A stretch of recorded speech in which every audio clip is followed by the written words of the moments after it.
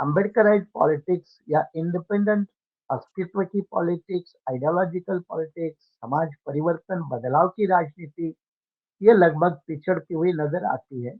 और ये जी। जब कई लोगों के मन में टस होती है, तो स्वामी प्रसाद मौर्य जी को भी इसका खामियाजा भुगतना पड़ा, क्योंकि जब उन्होंने सनातन धर्म को लेकर बयान देना शुरू किया, तो समाजवादी पार्टी के सनातनी लोग परेशान हो गए। यहाँ हमने ये भी समझना चाहिए कि सनातनी लोग सिर्फ बीजेपी में नहीं है। सनातनी लोग लगभग हर पार्टी में है। कांग्रेस में है, सपा में है, ममता में है, केजरीवाल में है। जो अम्बेडकराइट पॉलिटिक्स है या दलित पॉलिटिक्स है, वो ऐसी शर्तों में राजनीति करने लायक नहीं है। आज बसपा तो उत्तर प्रदेश में भी नहीं है। हालांकि वो कर सकती है अगर मायावती चाहे, क्योंकि आज भी उसके पास 12% बड़ी वोट है। और पूरे देश में दलित वोटों की अगर बात करें, तो एक नंबर पे आता है उत्तर प्रदेश बीएसपी का 12% वोट बैंक। दूसरे नंबर पे आता है डीएमके के साथ जुड़ा हुआ तिरमाबलन था, वहां का वोट बैंक, क्योंकि उनके 2 एमपी और 4 एमएलए हैं। एमएलए और हैं। फिर हाँ, एमएलए 4 एमएलए। और फिर तीसरे नंबर पे आता है प्रकाश अंबेडकर का महाराष्ट्र का पॉलिटिक्स, जिसकी वोट परसेंट पिछले विधानसभा में 4% है। जो सिर्फ पावर पॉलिटिक्स करने वाले हैं, उनके साथ आइडियोलॉजिकल पॉलिटिक्स करने वाले लोग हमेशा कॉन्फ्लिक्ट में जाते हैं, संघर्ष में आ जाते हैं, टकराव में आ जाते हैं। यही देखिए, चाहे मैं हूँ चाहे स्वामी प्रसाद मौर्य है, वो हमारा पहला टकराव तो मायावती के साथ है। क्योंकि हम्म। वो जब रास्ता भटकता है, तो वो जो संगठन है, जो एक सोशो पॉलिटिकल कल्चरल एक एडवांसमेंट का एक बेस होता है, जहां से हमारी पैदाइश शुरू होती है, तो वहां पहला टकराव होता है। बाबरी मस्जिद गिरने के बाद खास करके देश में कांग्रेस पार्टी का सिकुड़ना शुरू हुआ। कांग्रेस पार्टी देश में अपना जनाधार खोती चली गई। परिणाम यह है कि कांग्रेस की पार्लियामेंट्री स्ट्रेंथ और देश की विधानसभाओं के अंदर की स्ट्रेंथ, इसमें बड़ी भारी गिरावट महसूस होने लगी, आने लगी। और कांग्रेस पार्टी ने डैमेज कंट्रोल करने की कोशिश की, रिपेयरिंग की, लेकिन उसका ज्यादा कुछ फायदा नहीं हुआ। एक तरफ प्रो बीजेपी और एक एंटी बीजेपी, ये ध्रुवीकरण तो देश में है। लेकिन प्रो बीजेपी माहौल ज्यादा हमें नजर क्यों आता है? क्योंकि प्रिंट और इलेक्ट्रॉनिक मीडिया, जो मेजॉरिटी तबका है, वो उसके गिरफ्त में है।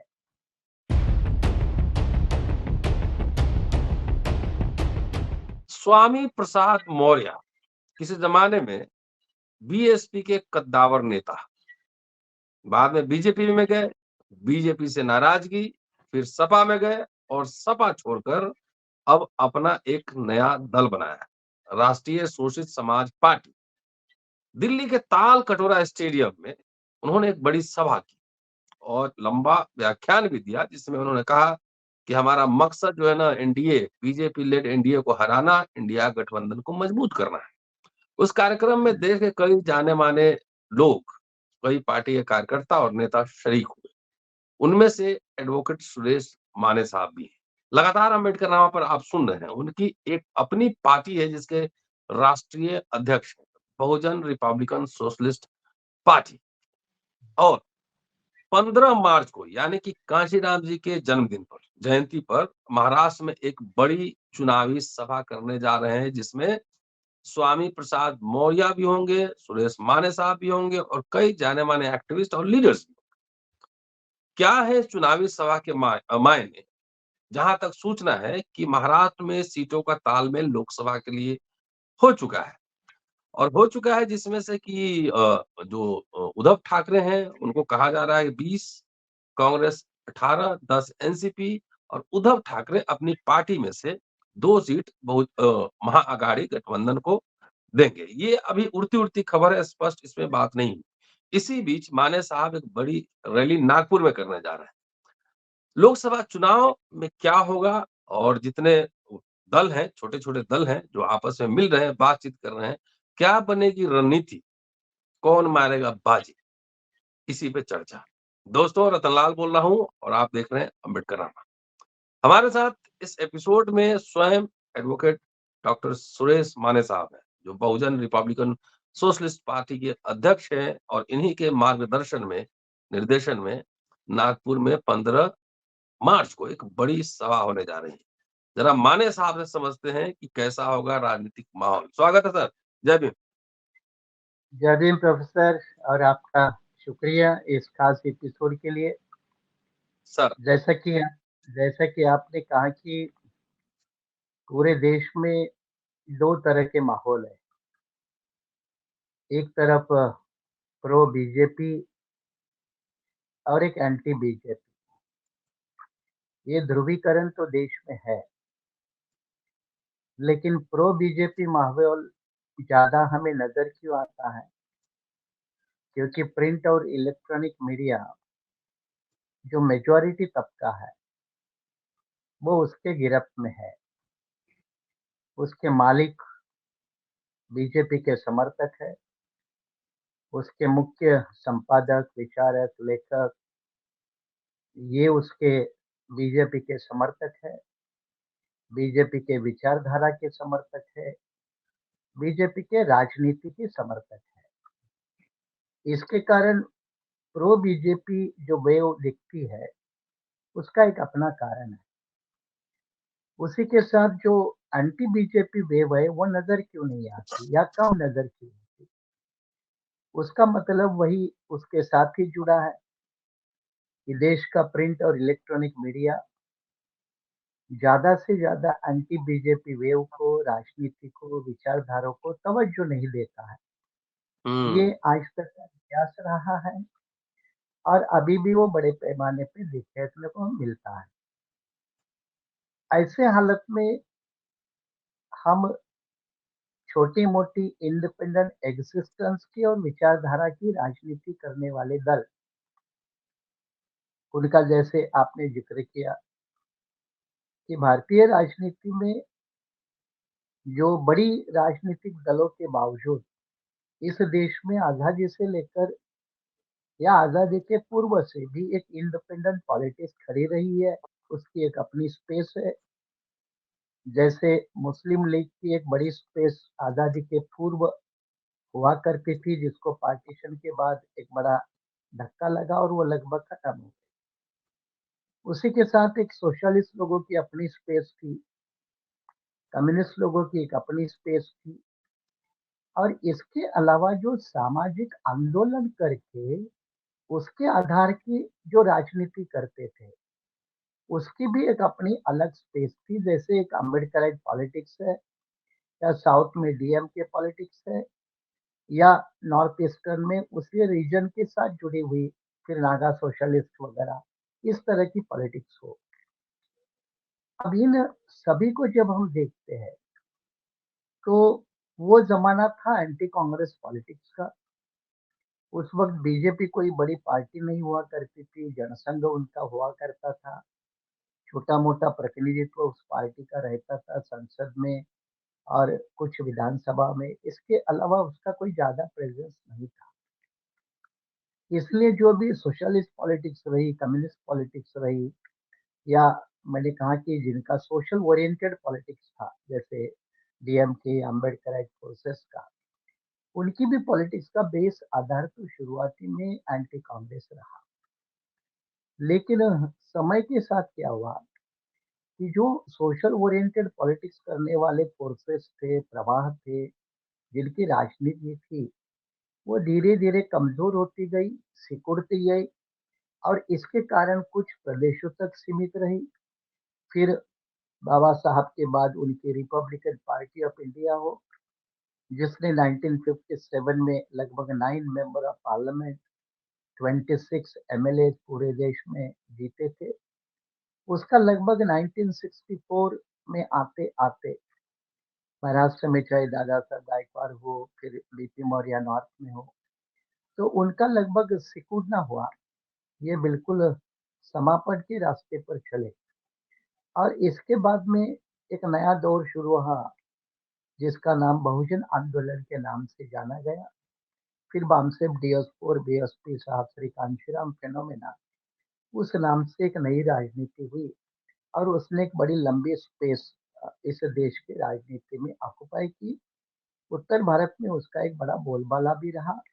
उत्तर प्रदेश, पंजाब जैसे सूबों में एक अपनी ताकत रही। उत्तराखंड, जम्मू कश्मीर, मध्य प्रदेश, छत्तीसगढ़, यहाँ एक सब्सटैंशियल प्रेजेंस रहा। और उत्तर प्रदेश जैसे स्टेट में मुख्यमंत्री बने, सरकारें बनी, ये भी उसका परिणाम रहा। तो उसकी एक अलग स्पेस थी। अब इस दौर में बाबरी मस्जिद गिरने के बाद खास करके देश में कांग्रेस पार्टी का सिकुड़ना शुरू हुआ। कांग्रेस पार्टी देश में अपना जनाधार खोती चली गई। परिणाम यह है कि कांग्रेस की पार्लियामेंट्री स्ट्रेंथ और देश की विधानसभाओं के अंदर की स्ट्रेंथ, इसमें बड़ी भारी गिरावट महसूस होने लगी, आने लगी।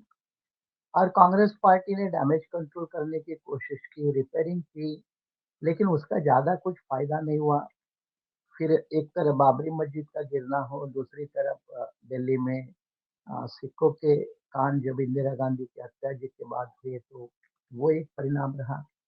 और आर्थिक विकास के धोरणों को लेकर जब से वातावरण बना, तो कांग्रेस की जो एक पॉलिटिक्स थी वो धीमी गति से चलने लगी या वो कमजोर साबित होने लगी। उसका फायदा जनसंघ से पैदा हुई 1980 में बीजेपी ने लेना शुरू किया। परिणाम था बीजेपी इस दौर में बढ़ने लगी।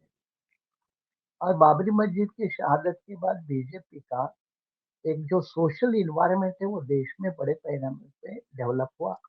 हालांकि 10 साल उनको रुकना पड़ा, लेकिन 2004 में अटल बिहारी के माध्यम से उन्होंने कदम रखे।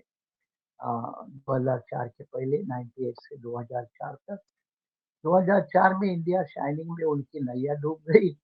और फिर यूपीए 1 और यूपीए 2 के 10 साल रहे।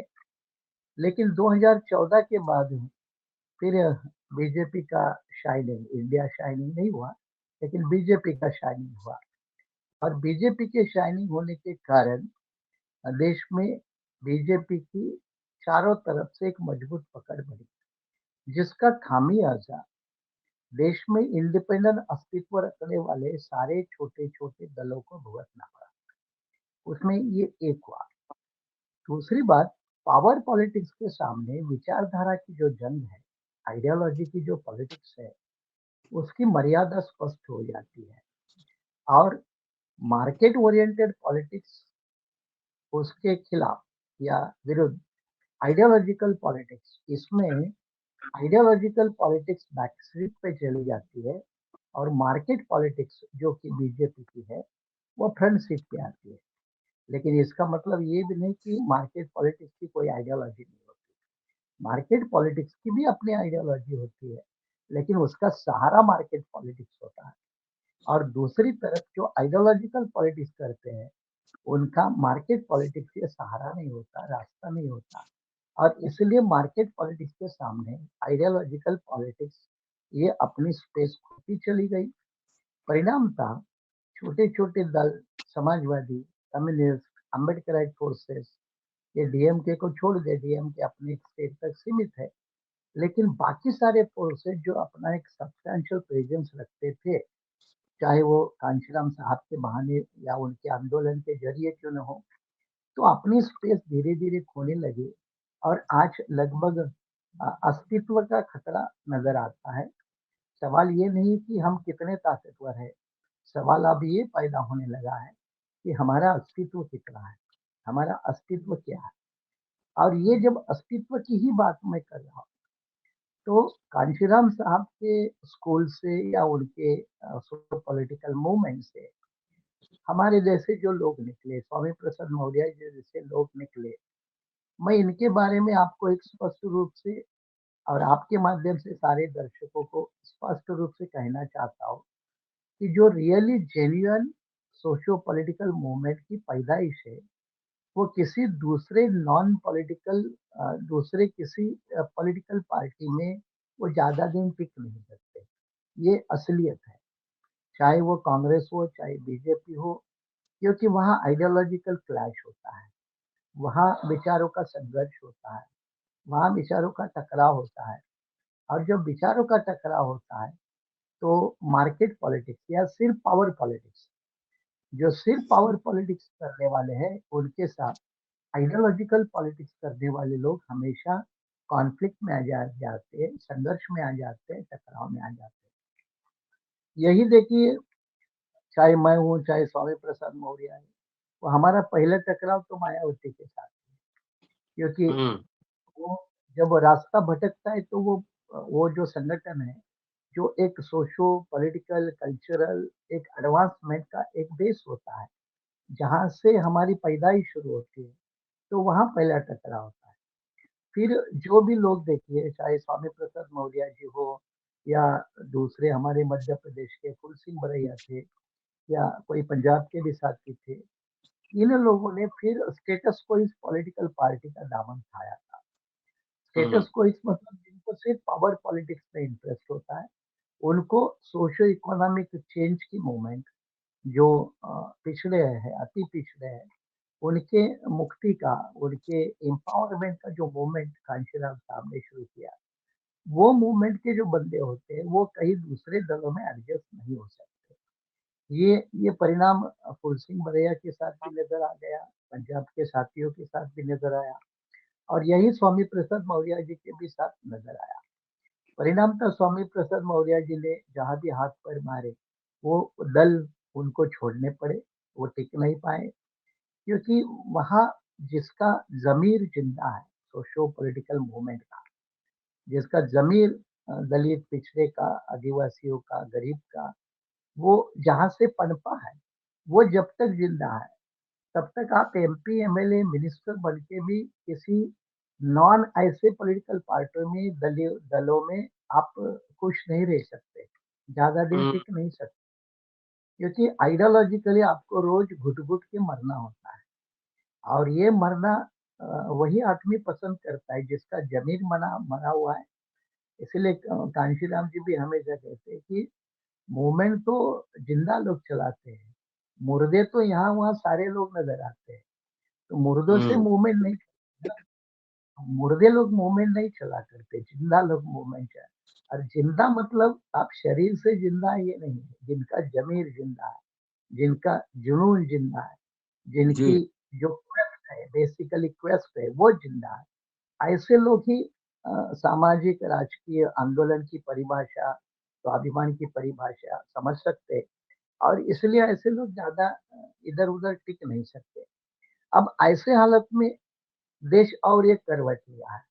करवट यह है कि आज ये मौका है कि पहले कभी नहीं था इतना। आज देश की लोकतंत्र हो, संविधान हो, संवैधानिक व्यवस्था हो, नागरिकों के मूलभूत अधिकार हो, इसको लेकर एक बड़ा विवाद बीजेपी के चारों तरफ से फैलने से और उनके चारों तरफ काम करने के कारण पैदा हुआ है। ये एक नई हालात है। जो एंटी कांग्रेस के पीरियड था, उसमें ये ज्यादा बड़े पैमाने पे अगर इमरजेंसी को छोड़ दे तो ये नजर नहीं आ रहा था। इमरजेंसी हम्म। का 2-3 साल का पीरियड छोड़ दे तो वो ज्यादा नहीं नजर आता था, हालांकि उसमें भी कुछ कमियां थी।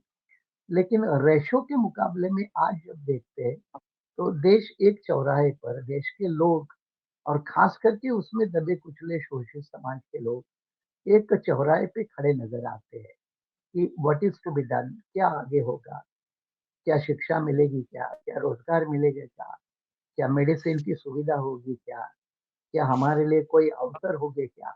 ये जो बेसिक बातें हैं, जो संविधान के माध्यम से मिली है इन लोगों को, जो बाबा साहब अम्बेडकर की और अन्य समाज सुधारकों के आंदोलन की देन है, क्या वो बरकरार रहेगी, ये एक बड़ा सवाल ये देश के जनमानस में है, खास करके नीचे तबके के लोगों।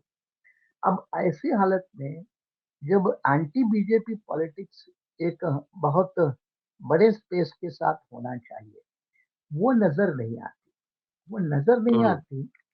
इसके कारण मैंने शुरू में बताए, लेकिन इसमें एक मूल रूप से और एक कारण है कि अभी भी बीजेपी के बाद देश में बड़ी पार्टी अगर कोई है तो कांग्रेस पार्टी है, और कांग्रेस पार्टी ही अपना जनाधार खोती हुई नजर आती है। जैसे हाल ही में आपने हिमाचल में देखा, हिमाचल में राज्यसभा के चुनाव में क्या हुआ, हम्म। जबकि एब्सोल्युटली वहाँ कांग्रेस की मेजॉरिटी है, सरकार है उनकी, और उनके एमएलए से ही राज्यसभा का कैंडिडेट चुन के आना चाहिए था, लेकिन नहीं हुआ, डिफेक्शन हुआ, वोट इधर के उधर हो गए, क्रॉस वोटिंग हो गई और कांग्रेस के उम्मीदवार को हारना पड़ा। अब इससे और एक नैरेटिव बिल्डअप होने में मदद मिलती है, ये भी एक खतरे की घंटी होती है।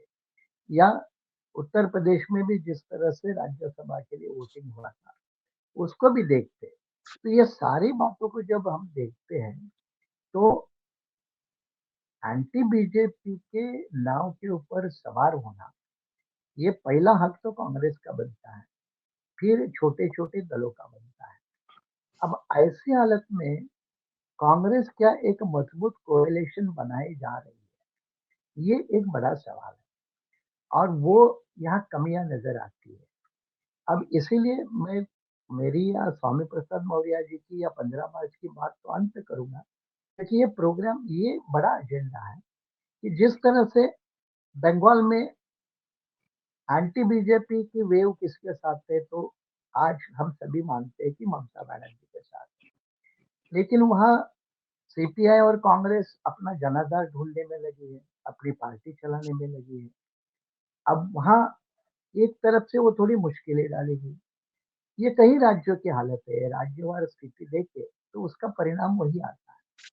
अब ऐसे वक्त में अपने छोटे मोटे बहुजन दल या दलित शोषित पिछड़ों की राजनीति करने वाले दल या नेता, ये तो नेचुरली नेचुरली ये एंटी बीजेपी के अलायंस पार्टनर होते हैं। नेचुरली नेचुरली देयर पोजीशनिंग जो है, वो सोशो पॉलिटिक्स में एंटी बीजेपी पोजीशनिंग होती है। लेकिन इस हालत में जब हर राज्य के अनुसार कांग्रेस पार्टी हो या वहाँ की दूसरी कोई रीजनल पॉलिटिकल पार्टी हो, वो अगर दलित पॉलिटिक्स को या पिछड़ों की राजनीति को अकोमोडेट नहीं करती है, तो फिर एक सवाल होता है कि ये लोगों के पास विकल्प क्या है। ये मैंने हम्म। आज तक बड़ी सभाएं की, गढ़चिरौली की एक बड़ा सभा हुई थी, अब 4 तारीख को मुंबई में बड़ी सभा है, और बाद में पूना में और बाद में नागपुर में। तो इसमें कई लोगों के सामने ये भी सवाल आता है, जैसे आपने जिक्र किया महाराष्ट्र का। अब महाराष्ट्र का जैसे आपने जिक्र किया, तो महाराष्ट्र में देखो, कांग्रेस के दो फाड़ है, शिवसेना के दो फाड़ है। कांग्रेस का तो बड़ा फाड़ नहीं है, लेकिन एनसीपी के तो पक्के दो फाड़ है, दो ग्रुप है या दो डिवीजन है। फिर शिवसेना के दो दो ग्रुप है। इसके बावजूद ये तीन जो दल है, कांग्रेस, शिवसेना और राष्ट्रवादी, ये अपने को ही इस राज्य का सर्वाकर्ता धर्ता मानते हैं। ये अभी भी किसी छोटे मोटे दूसरे दलों को अकोमोडेट करने की कोशिश नहीं करते। ये चाहते क्या है कि खाली बाकी लोग हमें समर्थन करें, बाकी लोग हमारा परचम उठाए, हमारा झंडा लेकर चले, और ये लोगों की राजनीति आशय पर चली जाए। अब इसका परिणाम क्या हुआ है, देखिए प्रोफेसर जी, यही ये अलायंस पॉलिटिक्स के कारण बड़े नुकसान किसके हुए। तो मैंने शुरू में कहा कि समाजवादी लोग अब राजनीति में बड़े पैमाने पे नजर नहीं आते, चुनावी पॉलिटिक्स में। कम्युनिस्ट एक समय यूपीए 2 के समय में 59 मेंबर ऑफ पार्लियामेंट हुआ करते थे, आज ये 10 से ज्यादा नंबर नहीं है, ये भी सिकुड़ते गए। इसका कारण, और अम्बेडकर पॉलिटिक्स भी उसी तरह से देश में सिकुड़ती गई। परिणाम क्या हुआ कि अलायंस पॉलिटिक्स का फायदा बड़े दलों को तो मिलता है, लेकिन छोटे दलों को अपना नुकसान उठाना पड़ता है, अस्तित्व पे सवाल उठते हैं। इसलिए कांशीराम जी की अलायंस पॉलिटिक्स अलग थी। कांशीराम जी की अलायंस पॉलिटिक्स वो अपने शर्तों पर वाली थी, वो अपने शर्तों पे अलायंस करते थे। जैसे उन्होंने यूपी में कांग्रेस को सिर्फ 125 जगह, 420 में से 125 120 जगह दी थी, और 300 कांग्रेस बीएसपी ने लड़ी थी। तो वो अपनी शर्तों पे 96 में अलायंस किया था। लेकिन दूसरे राज्यों में ये जो अम्बेडकराइट पॉलिटिक्स है या दलित पॉलिटिक्स है, वो ऐसी शर्तों में राजनीति करने लायक नहीं है। आज बसपा तो उत्तर प्रदेश में भी नहीं है, हालांकि वो कर सकती है अगर मायावती चाहे, क्योंकि आज भी उसके पास 12% बड़ी वोट है। और पूरे देश में दलित वोटों की अगर बात करें तो एक नंबर पे आता है उत्तर प्रदेश, बीएसपी का 12% वोट है।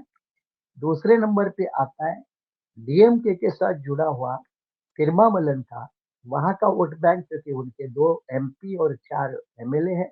एमएलए और हैं। फिर हाँ, एमएलए 4 एमएलए। और फिर तीसरे नंबर पे आता है प्रकाश अंबेडकर का महाराष्ट्र का पॉलिटिक्स, जिसकी वोट परसेंट पिछले विधानसभा में 4% है।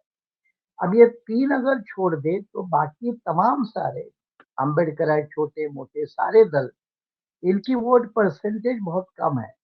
और इसीलिए ये छोटे मोटे दलों को गिलोंपुरुष करने की कोशिश पूरे देश में होती है कि भाई आप हमें समर्थन दे दो, आप हमारे साथ चलो। लेकिन चुनावी इलेक्टोरल पॉलिटिक्स में इनको कोई शेयर नहीं मिलता। इसलिए जैसे आपने कहा कि मैं भी महाविकास आघाड़ी का घटक रहा पिछले विधानसभा के चुनाव में, लेकिन हमारे जैसे इंडिपेंडेंट पॉलिटिक्स करने वाले लोग, आइडियोलॉजिकल पॉलिटिक्स करने वाले लोग, ये बड़ी पार्टियों को बर्दाश्त नहीं होते हैं। वो एक्सेप्टेबिलिटी नहीं होती उनको, उनके साथ हमारा टकराव होना स्वाभाविक है। इसलिए महाराष्ट्र में उन्होंने बाकी किसी दल को नहीं बुलाया, इवन सीपीआई सीपीएम को भी जगह छोड़ने की बात नहीं है। तो आप समझ जाइए कि सीपीएम सीपीआई अपना पूरा जनाधार खो देगी महाराष्ट्र, या अन्य कोई दल भी हो, उनको बिना जगह दिए आप कहेंगे हमें खाली समर्थन दे दो। और चुनाव के बाद क्या होगा, अगली विधानसभा में क्या होगा, इसका कोई एजेंडा नहीं होता। राजनीति में कल परसों की राजनीति आज नहीं होती, आज की राजनीति आज होती है, कल की राजनीति कल होती है। और इसलिए जैसा आपने कहा कि ये महाराष्ट्र में 20 सीटें शिवसेना ले गई, 18 सीटें ये कांग्रेस ले रही है और 10 सीटें राष्ट्रवादी ले रही है।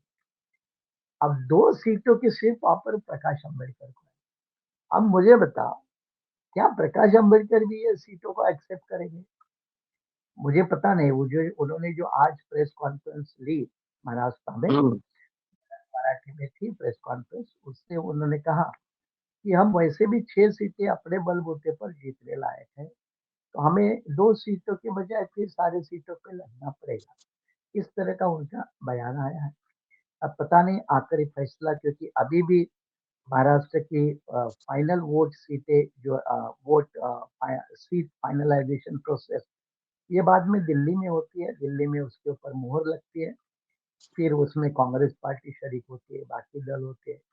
लेकिन इन चारों को छोड़ दे तो बाकी भी बहुत सारी पार्टियां महाराष्ट्र में हैं, लेकिन उनको कांग्रेस पार्टी या एनसीपी या महाविकास आघाड़ी में बिल्कुल कोई अहमियत नहीं दी, क्योंकि वो समझते हैं कि हम अहमियत देंगे तो इनकी वैल्यू बढ़ेगी, इनकी वैल्यू बढ़ेगी तो इनकी राजनीति बढ़ेगी, इनकी राजनीति बढ़ेगी तो हमारे लिए प्रॉब्लम होगा भविष्य में। तो इसमें एक बड़ी बात आपके माध्यम से सारे अम्बेडकराइट देश में जो भी सुनेंगे अपना अम्बेडकर नामा, उनको मैं क्लियर करना चाहता हूँ कि भाइयों, ये इस गलतफहमी में मत रहना कि हमारी अम्बेडकराइट पॉलिटिक्स कोई बढ़ाएगा। हमारा अम्बेडकराइट पॉलिटिक्स का अस्तित्व होना, एग्जिस्टेंस होना, ये सभी के लिए खतरा है।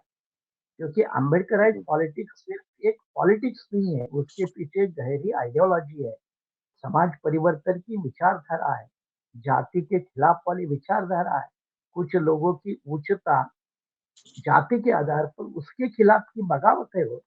और इसीलिए चाहे बीजेपी हो, चाहे एनसीपी हो, चाहे कांग्रेस हो, चाहे और कोई पार्टी हो, बंगाल की ममता हो या और कोई हो, ये नहीं चाहेंगे, या अखिलेश जी हो उत्तर प्रदेश में, ये नहीं चाहेंगे कि अम्बेडकराइट पॉलिटिक्स की अपनी एक स्पेस बने, वो एक आगे आकर बढ़े। वो चाहेंगे कि ये सारे लोग चाहेंगे कि अम्बेडकराइट पॉलिटिक्स करने वाले लोग, उनके नेता, उनकी पार्टियां, उनके सामाजिक संगठन, ये बड़े पार्टियों के पिछलगू बनकर रहे, ये उनका दामन पकड़ कर चलते रहे, कोई अपनी हक और अधिकार की बात न करे, समता और स्वाभिमान की बात करे। इस उम्मीद के ऊपर ये बड़ी पार्टियों की फंक्शनिंग होती है। और ये बड़ी पार्टियां इसलिए अम्बेडकराइट इंडिपेंडेंट पॉलिटिक्स की स्पेस को बढ़ावा नहीं देते। इसलिए मुझे कोई आश्चर्य नहीं है कि मुझे महाराष्ट्र में इन्होंने नहीं बुलाया, मुझे कोई आश्चर्य नहीं, क्योंकि मैं इनकी नस नस जानता हूँ, इनके दिमाग में क्या होता है। क्योंकि अम्बेडकर पॉलिटिक्स के लिए स्पेस होती तो खुद बाबा साहेब अम्बेडकर का उस समय में हारना, उस हम्म, समय से लेकर अभी तक अम्बेडकराइट पॉलिटिक्स का एक वोलाटाइल फोर्स है। अम्बेडकराइट लोगों का एक आक्रामक फोर्स है। इसका फोर्स आज भी कांग्रेस बीजेपी के खिलाफ इस्तेमाल करने के लिए तैयार नहीं है। ये कांग्रेस की सबसे बड़ी कमी है। इसको भी उजागर करना होगा। कांग्रेस के पास आइडियोलॉजी के लेवल पर बीजेपी के खिलाफ लड़ने के लिए कांग्रेस का अपना कैपिटल नहीं है, अपना भांडवल नहीं है, अपनी पूंजी नहीं है। इसलिए हम्म, आइडियोलॉजी बीजेपी के खिलाफ कोई मजबूत लेवल से, चाहे संघ परिवार हो, चाहे सनातनवाद हो, जो भी है, इसके खिलाफ लड़ने की अगर ताकत कहां से आती है तो वो अम्बेडकराइट पॉलिटिक्स में आती है। अम्बेडकराइट पॉलिटिक्स को बढ़ावा नहीं देना, ये बाबा साहब के जमाने से अभी तक चलता आ रहा है। इसलिए हम्म, बाबा साहब अम्बेडकर जी को खुद को राजनीतिक लेवल पर उनके समय में ज्यादा कामयाबी नहीं मिली। ये अलग बात है कि उनके बाद साहब श्री कांशीराम जी ने एक अलग तरह का डायनामिज्म अपनाकर, कास्ट सिस्टम को समझकर उसको हैंडल करके जाति के आधार पर ही उनका एक मुकाबला करने की कोशिश की, जिसका परिणाम कुछ हद तक आगे बढ़े। लेकिन आज के दौर में फिर वही नजर आता है, और इसलिए कि अम्बेडकराइट पॉलिटिक्स या इंडिपेंडेंट अस्तित्व की पॉलिटिक्स, आइडियोलॉजिकल पॉलिटिक्स, समाज परिवर्तन बदलाव की राजनीति, ये लगभग पिछड़ती हुई नजर आती है। और ये जी, जब कई लोगों के मन में टच होती है तो स्वामी प्रसाद मौर्य जी को भी इसका खामियाजा भुगतना पड़ा। क्योंकि जब उन्होंने सनातन धर्म को लेकर बयान देना शुरू किया तो समाजवादी पार्टी के सनातनी लोग परेशान हो गए। यहाँ हमने ये भी समझना चाहिए कि सनातनी लोग सिर्फ बीजेपी में नहीं है। सनातनी लोग लगभग हर पार्टी में है। कांग्रेस में है, सपा में है, ममता में है, केजरीवाल में है। इसलिए कावड़ उठाने वाले लोग, इनकी समर्थन कौन, केजरीवाल भी करता है, सपा भी करती है। इसलिए दलितों के बच्चे रास्ते पर पैदल घूमते रहे, मंदिर की राजनीति करते रहे, कावड़ उठाने वाले बने रहे। इसलिए ये सारे दल कोशिश करते हैं। अब ऐसे हालत में स्वामी प्रसाद मौर्य जैसे आदमी, मुझे पक्का भरोसा था कि ये ज्यादा दिन समाजवादी पार्टी में नहीं टिकेंगे। समाजवादी पार्टी कितना ही बेचारे राम मनोहर लोहिया का नाम लेकर दुहाई दे दे, क्योंकि लोहिया को भी एक्सेप्ट करना बड़ी भारी बात है। जब लोहिया हजम नहीं होता है तो बाबा साहब हजम होने का सवाल ही नहीं आता। और दोनों हजम करने जी, का तो बड़ी बात है।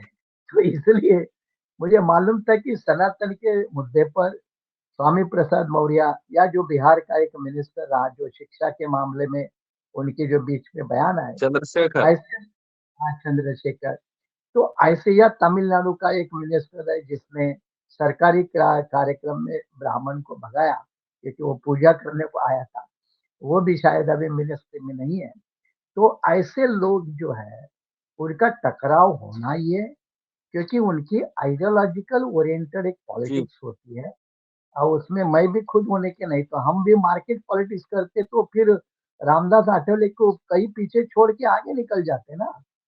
लेकिन वो अच्छा सर, वो जी, आखिर 15 तारीख को कांशीराम की जयंती पे आप और स्वामी प्रसाद मौर्य तमाम लोग मिल रहे हैं, क्या करेंगे? चुनाव तो सर पे यही है।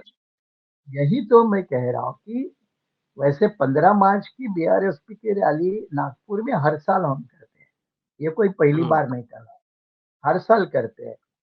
क्योंकि कांशीराम जी ने अम्बेडकराइट पॉलिटिक्स को एक नए मोड़ पे लाया, एक नया आयाम दिया, एक नई कामयाबी दी। वो जो आइडियोलॉजिकल और पॉलिटिकल लीगेसी है, वो लीगेसी देश में बरकरार रहनी चाहिए। वो लीगेसी खत्म होने का डर भी है। जिन्होंने खत्म करना है वो काम कर रहे हैं खत्म करने के लिए, लेकिन जिनको वो लीगेसी को बरकरार रखने की इच्छा है, उन्होंने रखना हुँ, चाहिए। और उसी की चाहत में मैं तो हर साल अपनी पार्टी के माध्यम से कभी बॉम्बे, कभी पूना, कभी नासिक, कभी नागपुर या औरंगाबाद, ये हर साल करता रहता हूँ। लेकिन ये साल जी। जो है 15 मार्च, वो चुनावी साल है। और चुनावी साल है इसीलिए स चुनावी साल है और चुनाव इस साल होने के कारण उसको एक अहम महत्व है। और महत्व है बैकग्राउंड, जैसे आपने कहा कि हाल ही में 22 फरवरी को जो दिल्ली में तालकटोरा में रैली हुई स्वामी प्रसाद जी की, मौर्य जी की, तो मैं इनवाइट ही था ना वहाँ। हम पुराने जी, कांशीराम स्कूल के चेले होने के कारण वहाँ इनवाइट ही थे। और इसलिए तभी मैंने उनको कहा कि ठीक है, आपने फिर एक नई इनिंग शुरू की है, क्योंकि अब आप स्टेटस को इस पॉलिटिक्स से बाहर निकले हो, तो आपके एक बड़े जंग का ऐलान करना होगा। और बड़े जंग की ग्राउंड जो है, मैं आपको 15 मार्च को साहब श्री कांशीराम जी के जन्मदिन के मौके पर हुँ, नागपुर जैसे धरती में दे रहा हूँ। नागपुर मतलब आप समझ रहे हैं, हुँ, नागपुर का हुँ, हिस्टोरिकल रिलेवेंस क्या है। तो ऐसे ही एक बड़ी परिप्रेक्ष्य में सच्चे अम्बेडकरवादियों का दहाड़ना बहुत ज़रूरी होता है। और जी, इसलिए जी, मैंने उसको भी इनवाइट किया है। मैंने गुजरात के छोटू भाई वसावा जो ट्राइबल लीडर है, उसको भी इनवाइट किया है। बाकी सारे भी ये इंडियन नेशनल लीग के प्रोफेसर मोहम्मद शेख सुलेमान, इनको भी जी, इनवाइट किया है। उत्तर प्रदेश के एक सांसद है रामभक्त सुवर्मा जी, जो पूर्व प्रोफेसर है, उनको भी बुलाया है। अलीगढ़ से साहब सिंह धनखड़ हैं। कई लोगों को बुलाया है, महाराष्ट्र के तो है ही, लेकिन आइडियोलॉजिकल पॉलिटिक्स करने के लिए महाराष्ट्र में किसको बुलाए, ऐसा कोई जी, नेता नज़र नहीं आता। ये भी कमी है। और इसलिए एक इंडिया में पूरे पूरे अम्बेडकराइट लोगों का, बहुजन विचारधारा के लोगों का, पिछड़ों की राजनीति करने वाले लोगों का एक कुनबा फिर मजबूत होना चाहिए, इकट्ठा होना जी। चाहिए। ये मेरी उसके पीछे मंशा है। और इसलिए 15 मार्च की रैली को मैंने सभी को बुलाया है। आपको भी मैं उसका यही आपके सामने निमंत्रण देता हूँ। शुक्रिया सर, शुक्रिया और आपकी रैली सफल हो और दोस्तों सुरेश माने साहब हैं 15 मार्च को नागपुर में बड़ी रैली है। आस-पास हो तो वहाँ पहुँचिए और लोगों के कम से कम भाषण सुनिए कि क्या एजेंडा सेटिंग हो रही है चुनावी राजनीति का। शुक्रिया, देखते रहिए अम्बेडकर नामा। शुक्रिया सर।